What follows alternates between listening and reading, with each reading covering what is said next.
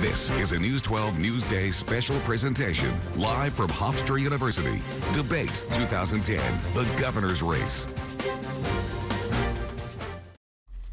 New York is facing an $8.2 billion deficit in the next fiscal year, and according to census data, there is well over $13,000 of state debt for every man, woman, and child in New York.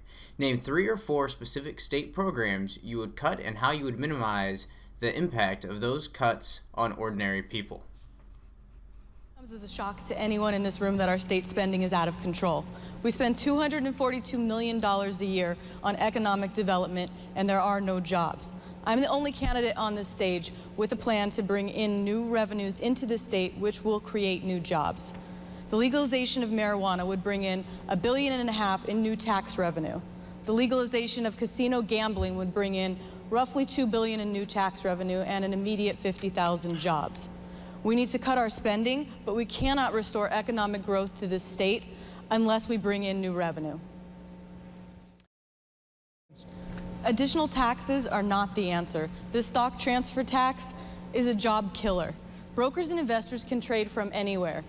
To tax stocks traded within New York will force the businesses out of this state. It will kill thousands of jobs and decimate our economies. In fact, businesses will leave this state quicker than Carl Palladino at a gay bar.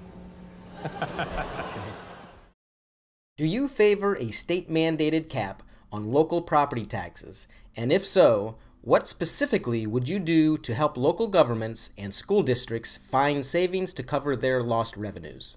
We already have the highest income and property taxes in the nation. To cap them at the current levels is absolutely ridiculous.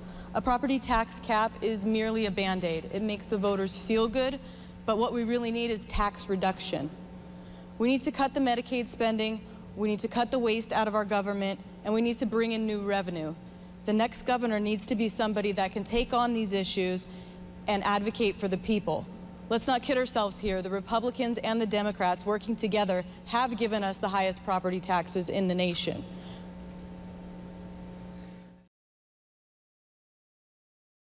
You know, if I could steal a page from Jimmy McMillan's playbook, the property taxes are too damn high. I think that it's obviously a spending issue, and you know, even if we cut spending, we're $56 billion in debt, so we have to bring new revenues into the state if we want to reduce property taxes in any way. How can you help the small business owners? This is an economic problem. We need to restore economic growth to our state. The only way to do this is to cut taxes. And the only way to cut taxes is to bring in new revenue. We need to legalize marijuana and casino gambling, which would bring in billions and create thousands of jobs. To help stimulate the growth of business, I would cut the state corporate tax rate in half. How do you propose to fund public schools as to ensure a more equitable allocation of resources to public schools around the state? In terms of education, I favor increasing charter schools. I believe competition is the key to academic excellence. We also need to address teacher tenure. It takes 2 years and multiple court appearances to get rid of teachers, even if they're underperforming. What will the next governor do to audit the MTA's books? The key difference between the MTA and my former escort agency is that I operated one set of books and my former agency delivered on-time and reliable service. The MTA is a mismanaged patronage pit where a conductor can make 3 times the amount of his base salary in overtime. I would move the MTA to be under the direct control of either the governor or their mayor so that there is some accountability for the waste and fraud. What specifically would you do to restore public confidence and trust in state government? The career politicians in Albany are the biggest whores in this state. I might be the only person sitting on this stage with the right experience to deal with them. We need full disclosure of all outside income from our legislatures. The people need to know whom is paying for what and how much. We need to prohibit the legislators from using campaign contributions to pay for legal defenses when committing crimes. I would have run for office long before now if I had known my legal bills would have been paid for. But seriously, if committing a crime doesn't cost our politicians a penny out of pocket, then what's the deterrent from committing crimes? I don't believe that a career politician will take on one of their own. A good example is Alan Hevesi. According to the New York Law Journal, he was given a plea that included no jail time. I'd like to see our next governor have the courage to put some of the corrupt politicians in jail.